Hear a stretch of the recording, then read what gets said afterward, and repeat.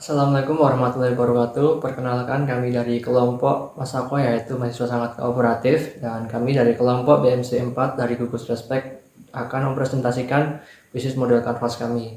Sebelumnya, perkenalkan saya Iqbal Hendrawan Sasongko dengan NIM 2281214179, Prodi Akuntansi Fakultas Ekonomi. Di sini saya dibantu oleh rekan-rekan saya yaitu Saya Safadila Malika Putri dengan NIM 22804241016, Prodi Pendidikan Ekonomi, Fakultas Ekonomi. Saya Helena Kristia Desidiani dengan nomor induk mahasiswa 22808141031. Saya berasal dari program studi manajemen Fakultas Ekonomi. Kami dari BMC 4 memiliki bisnis dalam bidang food and beverage, yaitu spaghetti brulee dengan nama perusahaan Dapulen.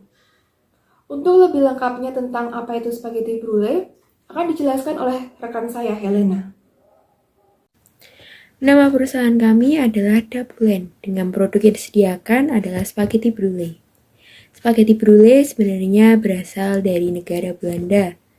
Namun pada kesempatan ini, kami mengubah spaghetti brulee dengan ingredients yang lokal, yaitu dengan bahan-bahan yang ada di Indonesia atau rasa-rasa makanan khas Indonesia. Makanan ini dasarnya dibuat dengan saus bechamel, saus bolognese, dan keju. Rasa makanan ini cenderung ke arah asin, asam, dan creamy karena ada susu dan keju. Cara pembuatannya adalah proses menumis, memanggang, dan torch pada keju mozzarella. Selanjutnya, kami akan menjelaskan tentang bisnis model kanvas yang akan dijelaskan oleh rekan saya, Syafa. Analisis ke-9 BMC terdapat key partners. Yang pertama, pasar atau supermarket tempat bahan baku pasta brulee dijual. Yang kedua, e-commerce atau tempat jual beli online. Yang ketiga, distributor atau reseller yang bekerja sama dengan kita. Yang keempat, pihak kerjasama untuk proses pemasaran, seperti contohnya endorsement. Yang kelima, mitra kerjasama GrabFood atau Shopee Food. Selanjutnya terdapat key research. Yang pertama ada bahan baku atau bahan produksi pembuatan spaghetti brulee, terutama seperti pasta dan komponen-komponen lainnya. Yang kedua model usaha, yaitu apa saja pengeluaran yang dikeluarkan saat memproduksi spaghetti ini. Yang ketiga, pekerja atau sumber daya manusia, baik dalam bidang packaging ataupun dalam bidang produksi. Yang keempat, peralatan produksi. Yang kelima, tempat produksi atau tempat untuk memproduksi. Yang keenam, resto atau outlet untuk tempat memasarkan produk. Berikutnya terdapat key activities. Yang pertama, penelitian plan usaha atau apa saja rencana-rencana yang akan dilakukan ke depannya.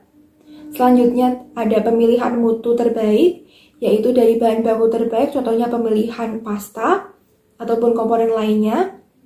Yang ketiga ada pembelian bahan baku penunjang seperti packaging dan merek. Dan yang keempat perekrutan para pekerja, contohnya seperti di bagian pemasaran ataupun di bagian produksi.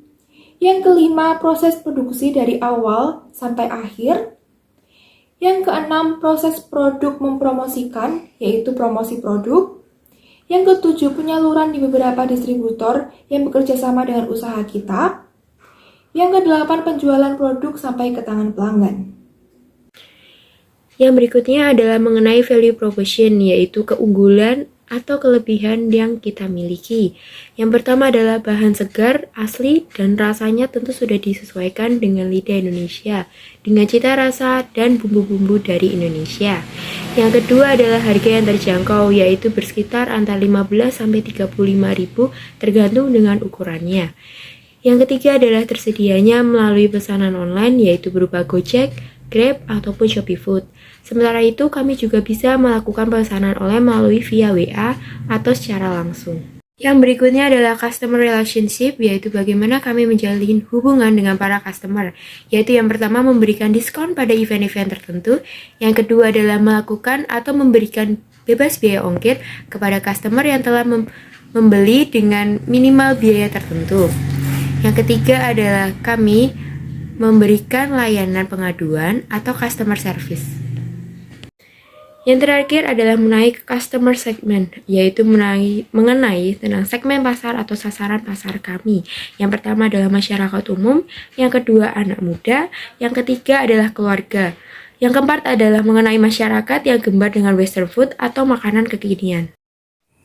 Analisis elemen PMC yang selanjutnya yaitu channel. Channel adalah sarana untuk menyampaikan keunggulan, nilai, dan manfaat dari bisnis kepada pelanggan.